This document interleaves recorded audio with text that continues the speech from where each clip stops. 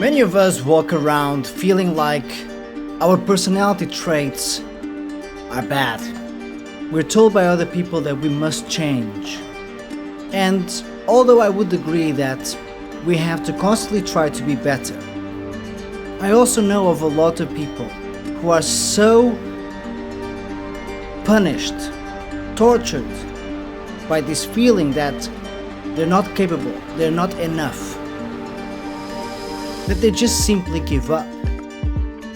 However, when you dig deeper, you realize that their personality traits are perfectly fine, but they have been reframed and turned into something negative.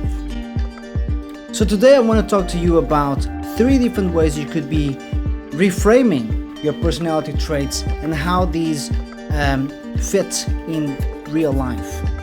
One way, which is very typical, perhaps the most typical, is to look at your personality traits in kind of a numbing way. What do I mean by this? It means that you kind of look at yourself as a finished product, it is what it is sort of mindset, and whoever you are, whatever you are, you just don't intend to change it because you don't see it as possible. However, you're perfectly content with how you operate in the world, and you don't strive for more, but you also don't feel like you're not sufficient. This causes a bit of a numbing effect, where you could argue that it's perfectly reasonable to feel this way and to operate this way. After all, it's quite functional. My only caveat would be that it creates a bit of a stagnation in your human development. And after all, we only live once, and I do believe that life is long enough to allow you to evolve, to progress, to seek higher goals. And I truly believe myself that it is in human nature to be curious and to want more for oneself. Now, the other 2 ways of approaching your personality traits are more extreme. On one end, we've got people who are toxic towards themselves. The way they frame their personality traits makes it so. And on the other extreme, we have people who are proactive about their personality traits. So this is really all a reframing idea. Recently, I was having a conversation with a young man, and he was telling me that he had all these mental health problems and he felt anxious. So I asked him exactly why and how that would manifest itself. He then started to tell me that he was very insecure when it came to meeting people, especially meeting women, and he told me that he's very OCD, which I flagged as something interesting for us to discuss. I asked him how that OCD manifested itself, and I also asked him if he had been diagnosed with OCD. He said no.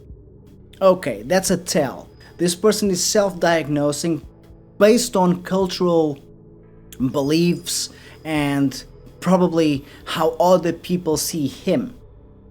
So I saw an opportunity to discuss things more deeply. So I asked him, give me an example of how you behave in an OCD fashion.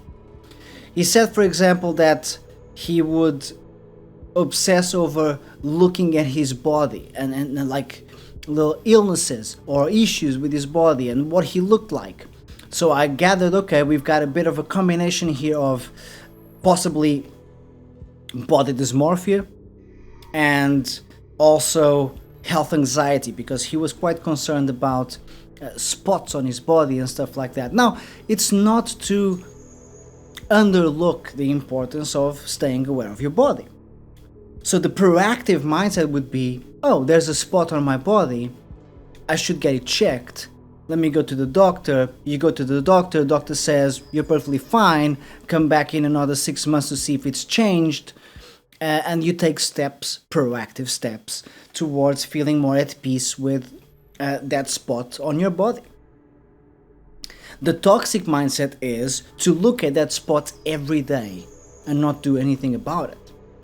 So that makes you enter this feedback loop of looking, no feedback, looking, no feedback. And the lack of response actually triggers more anxiety because you think, surely there should be a response because I feel as if I have skin cancer. So the reason why my skin is not getting any worse, it means there's some other issue underlying here that is causing it to not manifest. So we start to spiral out of control with the narrative. Then he also told me that he would struggle to make decisions because of that OCD aspect. And I asked him again, how does that manifest itself? He told me, for example, that it would be very difficult for him to choose a movie to watch. He was so concerned that the movie could not be good enough that he would waste 90 minutes of his time. So then I asked him, how much time do you waste trying to choose the perfect movie? And he laughed, and he realized that he was wasting time trying to not waste time. Now again, this can be reframed. So what he's calling OCD, I told him, I don't want you to self-diagnose. I want you to change the words you're using. From OCD, we agreed on using the word perfectionist. Now, is that better? Yes. Because first of all, you don't have some sort of diagnosable condition. That's one. That puts you in this kind of clinical mindset. Number two, when applied correctly, perfectionism is perfectly fine. It's quite helpful when applied correctly. And this is when the mindset shift starts to happen. So if you have personality traits that you believe to be bad and toxic for you, just ask yourself, how could these personality traits serve me better? We don't have to change every little thing about ourselves. Sometimes we just need to change how we use it. If you're a bit of an OCD person, in quotes, call yourself a perfectionist and then ask yourself, do I need to watch the perfect movie? No. And what you have to also start to weigh out is, okay, what are the consequences of a potential error? If I make a mistake, what are the potential consequences? In the case of picking a movie, the consequences of picking a bad movie is that A, you might end up feeling a bit meh, that movie sucked. B, you might choose to spend the whole time mocking the movie and you can have a laugh. Or C, you can realize halfway into the movie that the movie sucks, stop it, and either go read a book or choose a different movie. So the consequence of a mistake in that context is close to nil. It's just time, and I appreciate that time is precious, but it is also okay to spend time and allocate time of your day where time doesn't have an urgent essence, where you can just sit still and let time flow by. But let's go back to how to understand how to reframe these personality traits. Look at the scientific method.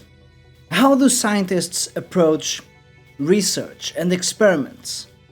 They don't go into it assuming that, oh, everything is just gonna go wrong, so let me just go home and not do any science. No.